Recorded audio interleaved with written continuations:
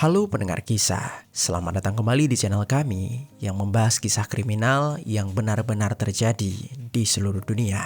Kami berharap semoga kalian semua dalam keadaan sehat walafiat dan dijauhkan dari mara bahaya. Pada tahun 2013, di sebuah wilayah di negara Australia, seorang warga menemukan sesosok jasad perempuan yang tergeletak di depan halaman rumah tetangganya. Kondisi jasad itu sungguh mengenaskan, tampak tanpa busana, bersimbah cairan merah dan area sensitifnya juga terlihat seperti telah dimasukkan suatu benda tajam. Ketika polisi dan tim forensik tiba di TKP, mereka pun menduga kalau jasad itu adalah korban eksekusi yang sempat mengalami tindakan tidak senonoh.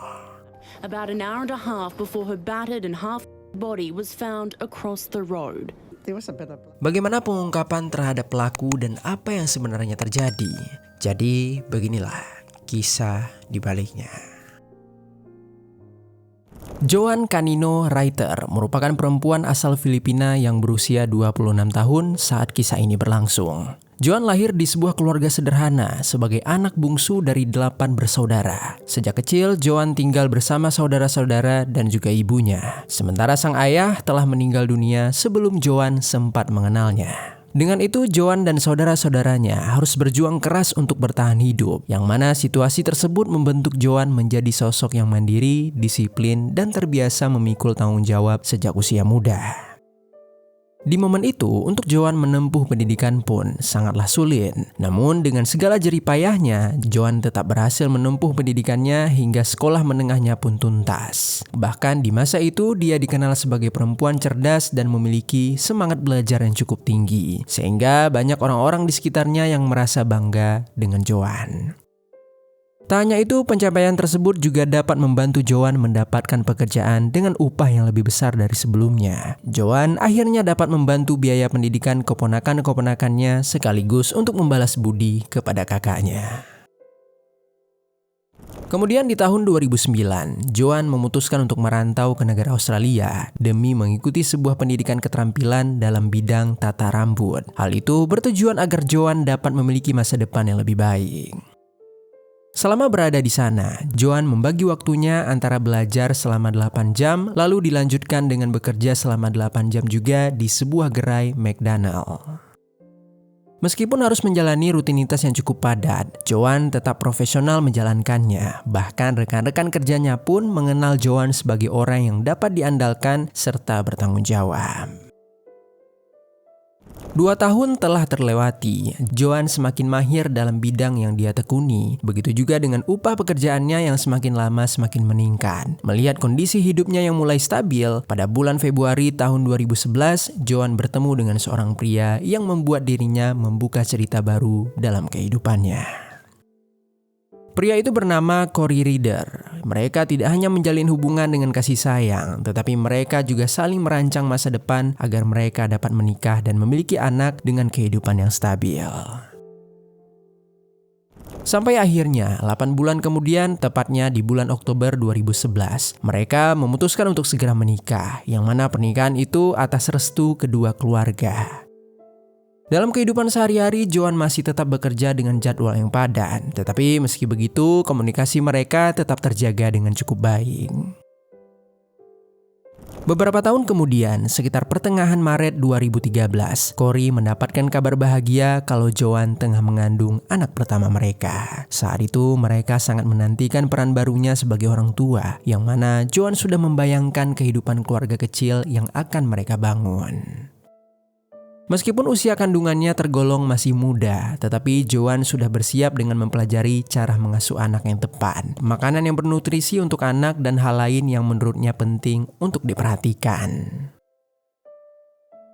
Singkat cerita, beberapa bulan kemudian, usia kandungan Joan sudah menyentuh angka 8 bulan. Hari itu tepat pada malam tanggal 21 Mei 2013. Joan bergegas untuk bekerja shift malam setelah dia selesai mengikuti pelajaran tata rias rambut. Kemudian sekitar jam 7 malam, Joan berjalan kaki menyusuri jalanan Logan Central, Queensland untuk menuju tempat kerjanya yang tidak jauh dari jarak tempat dia menempuh pendidikan. Selama perjalanan berlangsung, dia tak menyadari apapun, yang mana suasana di malam itu berjalan seperti biasanya. Namun tanpa Joan sadari, di waktu yang bersamaan sekelompok remaja juga berada di area tersebut. Mereka tengah memperhatikan Joan berjalan sembari menggenggam sebuah botol minuman keras. Salah satu dari mereka bernama Andrew Michael Byrd, seorang remaja laki-laki asal Queensland yang saat itu hampir menginjak usia 18 tahun. Meskipun informasi mengenai latar belakang keluarga Andrew tidak banyak diketahui, tetapi dapat dipastikan kalau Andrew ini telah putus sekolah sejak duduk di kelas 9 dan tidak pernah menyelesaikan pendidikan ke jenjang menengah atas.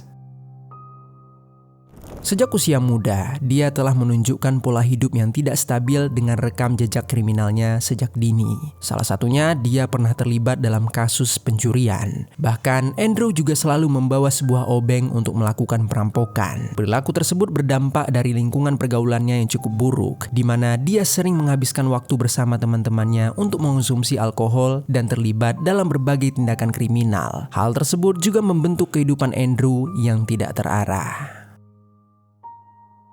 Masih di hari yang sama, ketika dia memperhatikan Joan, dia ternyata sudah mengonsumsi alkohol sejak siang hari. Sehingga di malam tersebut kondisi tubuhnya sudah tidak sepenuhnya stabil. Dia duduk bersama beberapa temannya. Ketika itu, kepalanya sudah terasa berat, pandangannya sesekali mengabur, dan kesadarannya menurun akibat pengaruh alkohol yang semakin kuat. Dalam keadaan yang sangat mabuk tersebut, percakapan di antara mereka mulai hilang arah. Ucapan-ucapan yang terlontar menjadi tidak terkontrol, dipenuhi emosi dan semakin sulit dikendalikan. Kemampuan Andrew untuk berpikir jernih pun menurun drastis. Pada kondisi itulah, ketika dia melihat Joan berjalan seorang diri, dia memandangnya sebagai sebuah target yang menurut pikirannya dapat dimanfaatkan. Seketika Andrew bangun dari tempat duduknya, lalu melangkah mendekati Joan. Dengan nada bertanya yang terdengar tidak stabil, dia menanyakan kemana Joan akan pergi. Sementara itu, Joan yang sedang berjalan spontan menoleh. Dia menyadari kondisi Andrew yang tengah mabuk. Joan merasa tidak aman dengan situasi itu, lalu dia memilih menjauh dan mempercepat langkahnya. Namun Andrew terus mengikutinya sambil mengulang pertanyaan yang sama. Melihat tak ada jawaban dari Joan, dia semakin mendesaknya untuk menjawab. Bahkan dia pun dengan berani menyentuh lengan Joan sambil tertawa kecil. Joan hanya menunduk sambil tetap berjalan. Dia melontarkan kalimat agar Andrew segera menjauh dan mengancamnya akan berteriak jika dia tidak menurutinya. Mendengar ancaman tersebut, Andrew sama sekali tak peduli, dan secara tiba-tiba dia menangkup tubuh Joan lalu mencoba menariknya ke arah jalan yang lebih sepi. Joan seketika melawan. Dia menahan tubuhnya agar tetap berada di jalan yang seharusnya. Kemudian dengan seluruh tenaganya dia berusaha melepaskan diri dari cengkeraman Andrew. Andrew tetap memaksanya untuk ikut, mengatakan kalau dia merasa sudah bersikap baik sebelumnya, dan penolakan dari Joan membuat dirinya memilih bertindak kasar. Saat itu, Joan pun berteriak sekuat mungkin. Meskipun dia sadar jalanan tersebut terlihat sangat sepi, tetapi Joan masih tetap berusaha meminta bantuan sekitar dengan harapan ada yang mendengarnya. Sekeras apapun usahanya, tetapi tetap saja tenaga yang dimilikinya tak sebanding dengan Andrew. Tubuhnya perlahan terseret menjauh dari jalan utama hingga mereka berada di area belakang sebuah rumah. Di tempat yang lebih tertutup itu, Andrew mendorong Joan dengan sangat keras hingga dia terjatuh. Rasa nyeri langsung terasa dari perutnya, membuat dia meringis dan mengerang kesakitan. Joan belum sempat bangkit, tetapi tubuh Andrew sudah lebih dulu menindih dirinya. Joan kembali berteriak meminta pertolongan. Suaranya mengisi keheningan jalan tersebut, hingga teriakan itu seketika membuat Andrew semakin kesal. Akhirnya kedua tangan Andrew menekan leher Joan. Dia mencekiknya hingga nafas Joan tersendat. Seketika suara Joan berubah serak, terputus-putus. Ketika melihat Joan mulai kesulitan bernafas, Andrew akhirnya melepas cekikan tersebut. Tanpa sedikit pun rasa iba, Andrew berusaha membuka pakaian Joan. Dia pun melakukan tindakan tidak senonoh kepada Joan. Dalam kondisi yang memilukan itu, pikiran Joan hanya tertuju pada janin yang dikandungnya. Dengan sisa tenaga yang dimilikinya, Joan menendang tubuh Andrew, berusaha menyingkirkan dia dari tindihan itu. Namun Andrew justru memanfaatkan dengan menahan kakinya dan bertindak semakin kasar. Andrew terus-menerus melakukan tindakan tidak senonoh hingga membuat rasa sakit pada tubuh Joan semakin menjadi-jadi. Sampai akhirnya Joan menyadari adanya cairan merah yang mengalir dari bagian sensitif tersebut. Saat itu Joan berusaha berteriak lebih keras, tetapi nyeri hebat di perutnya membuat suaranya tertahan di tenggorokan. Tubuhnya melemah, perlawanan yang dia lakukan semakin tidak terarah. Pada saat itu Joan merasa dirinya hampir tidak mampu melakukan apapun selain bertahan. Sementara Andrew masih terus melanjutkan tindakan tidak senonoh tersebut. Meskipun Joan sudah terlihat tak berdaya, semula obeng yang Andrew bawa untuk merampok kini beralih dia gunakan untuk dijadikan sebuah alat pemuas aksinya. Tanpa pikir panjang, dia langsung memasukkan obeng tersebut ke sensitif Joan hingga membuat Joan meronta lemah dengan air matanya yang terus mengalir. Tubuh Joan menegang dalam ketakutan bersamaan dengan rasa sakit yang semakin tak karuan. Lalu beberapa menit kemudian, Andrew baru merasa puas dan menghentikan aksinya. Tubuh Joan sudah terkulai lemah, nyaris tak bergerak. Terlihat pakaiannya sudah dipenuhi dengan cairan merah. Andrew berdiri sejenak, menatap tubuh dan wajah Joan yang pucat pasi. Dia sama sekali tidak menunjukkan adanya penyesalan. Kemudian setelah menyelesaikan aksinya, Andrew meninggalkan jalanan tersebut dengan membiarkan Joan tergeletak dalam keadaan tak berdaya. Tak lama Andrew melangkah pergi, Joan pun mengembuskan nafas terakhirnya bersama janin yang ada di kandungnya. Singkat cerita, di sisi lain, rekan-rekan kerja Joan mulai merasa kebingungan. Malam itu Joan dijadwalkan masuk kerja pada pukul 9 malam. Namun hingga waktu berganti, Joan tak kunjung datang. Mereka merasa tidak biasa dengan ketidakhadirannya Joan, mengingat Joan ini dikenal sebagai pribadi yang disiplin dan hampir tidak pernah absen tanpa kabar. Meski demikian, pada awalnya tidak ada kecurigaan berlebihan karena mereka menganggap mungkin Joan tengah menghadapi keperluan mendadak atau berhalangan hadir. Namun beberapa jam berlalu, Corey yang merupakan suami Joan terlihat memasuki McDonald untuk menjemput Joan seperti biasanya. Kehadiran Corey justru memunculkan kegelisahan di antara rekan-rekan kerja Joan. Mereka segera menyampaikan kalau di malam itu Joan sama sekali tidak datang bekerja. Mendengar hal tersebut, raut wajah Corey berubah bersamaan dengan rasa cemasnya. Dia segera mencoba menghubungi ponsel Joan, namun panggilan demi panggilan yang dilakukan tak pernah direspon oleh Joan. Berlanjut pada saat itu, Corey belum mengambil langkah untuk melapor kepada pihak kepolisian dan lebih memilih menyusuri kawasan sekitar dengan mengikuti rute yang biasa dilalui oleh Joan saat berjalan kaki. Sepanjang pencarian tersebut, Corey memanggil nama istrinya secara berulang kali. Pandangannya menelusuri setiap sosok perempuan yang ditemuinya dengan harapan dia dapat menemukan sosok Joan. Hingga tanpa dia sadari, waktu terus berlalu sampai jam menuju pukul larut malam. Sayangnya, setelah berkeliling cukup lama, Corey tetap tidak menemukan petunjuk apapun yang mengarah pada keberadaan istrinya. Kegelisahan pun semakin menyelimutinya. Saat itu tanggal pun sudah berganti menjadi tanggal 22 Mei tahun 2013 waktu dini hari. Corey melaporkan Joan sebagai orang hilang kepada pihak kepolisian karena pencarian yang dia lakukan sendiri tidak membuahkan hasil. Akhirnya polisi pun segera bertindak cepat untuk melakukan pencarian terhadap Joan. Singkat cerita, beberapa jam polisi melakukan pencarian, masih tidak menemukan petunjuk. Tetapi ketika memasuki jam 7 pagi, mereka mendapatkan kabar dari seorang pria yang bernama Robert Mills yang berusia 40 tahun dan tinggal di wilayah Liar Street, Logan Central. Robert ketika itu menghubungi pihak kepolisian untuk melaporkan kalau dia menemukan sesuatu yang mencurigakan di depan halaman rumah tetangganya. Semula dia mengira bahwa yang dia lihat adalah sebuah benda manekin atau boneka. Namun setelah dia mendekat, barulah dia menyadari kalau itu adalah sosok tubuh seorang perempuan yang telah tewas meregang nyawa. Ketika menemukannya, seketika Robert segera berteriak meminta bantuan dan menghubungi pihak kepolisian. Mendengar laporan itu, polisi langsung menghampiri alamat yang dikirimkan Robert. Polisi sampai di lokasi dan langsung mengamankan tempat kejadian. Di TKP tersebut terlihat tubuh korban dalam kondisi setengah tanpa busana dengan posisi tergeletak terlungkup. Mengingat polisi sedang mencari orang hilang, mereka dengan segera mengabarkan Corey untuk mengidentifikasi korban tersebut. Sesampainya Corey di sana, dengan nada yang gemetar dia mengkonfirmasi kalau itu adalah istrinya, Joan. Lalu polisi menyatakan kalau korban telah meninggal dunia dan mereka segera menyerahkan jasad tersebut kepada tim forensik. Langkah selanjutnya, polisi dan tim forensik melakukan dokumentasi TKP, mengumpulkan pakaian korban dan pemeriksaan luka serta kondisi jasad. Pencarian semakin ketat ketika hasil otopsi menyatakan kalau korban meninggal dunia akibat cekikan dan adanya pendarahan yang cukup hebat. Selain itu, tim forensik mengkonfirmasi bahwa korban telah mengalami tindakan tidak senonoh.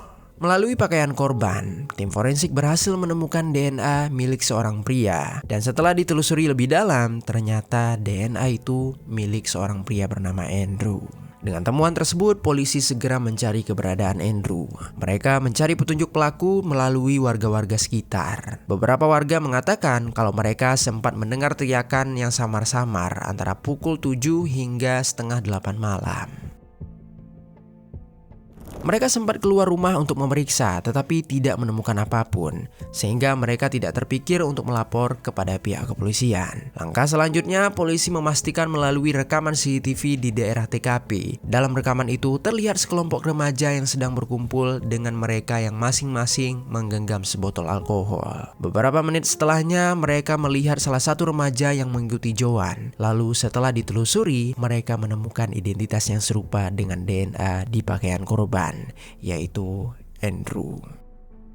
Polisi segera melakukan pencarian pelaku dan mereka menemukan Andrew yang sedang berada di rumahnya yang berlokasi di area Logan, Queensland. Polisi menangkap Andrew yang sedang bersama dengan pacarnya. Kemudian polisi meminta keterangan kepada pacarnya tersebut dan dia pun mengaku kalau dia sempat melihat Andrew dengan tangan yang menggunakan perban. Sampai akhirnya perban itu ditemukan di tong sampah sekitar dan setelah dicari tahu lebih dalam, di perban tersebut terdapat DNA korban. Singkat cerita, setelah diamankan, Andrew pun divonis dengan hukuman penjara seumur hidup dengan masa minimum 20 tahun sebelum kemungkinan pembebasan bersyarat. Lalu ditambah dengan hukuman lain yang dijalankan secara bersamaan.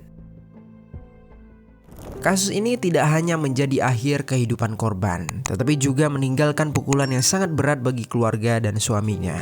Dalam satu peristiwa tragis, dia kehilangan sosok istri yang dicintainya, sekaligus buah hati yang belum sempat dia lahirkan. Meski pelaku telah menerima hukuman atas perbuatannya, bagi keluarga yang ditinggalkan, putusan hukum tersebut tidak semerta-merta menjadi penutup luka. Mereka tetap harus melanjutkan hidup dengan beban duka yang mendalam, kenangan yang tak pernah selesai, serta rasa kehilangan yang terus membekas sepanjang waktu.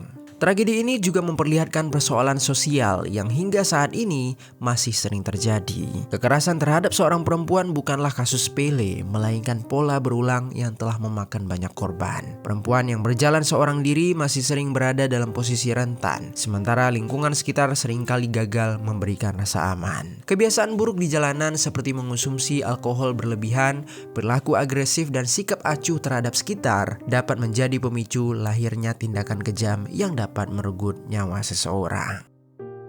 Pelajaran penting yang dapat diambil dari kasus ini adalah bahwa keselamatan bukan semata-mata tanggung jawab individu. Rasa aman di ruangan publik hanya dapat terwujud apabila ada kepedulian bersama, keberanian untuk bertindak, serta kesadaran sosial untuk saling menjaga dan melindungi. Dengan begitu, tragedi serupa diharapkan tidak terus terulang, dan kehilangan seperti yang dialami oleh keluarga korban tidak kembali terjadi pada orang lain. Mari sama-sama kita doakan semoga korban beserta janinnya mendapatkan kedamaian di tempat selanjutnya. Dan untuk kita semua para pendengar kisah, semoga di dalam kisah kali ini ada pelajaran baik yang dapat kita ambil.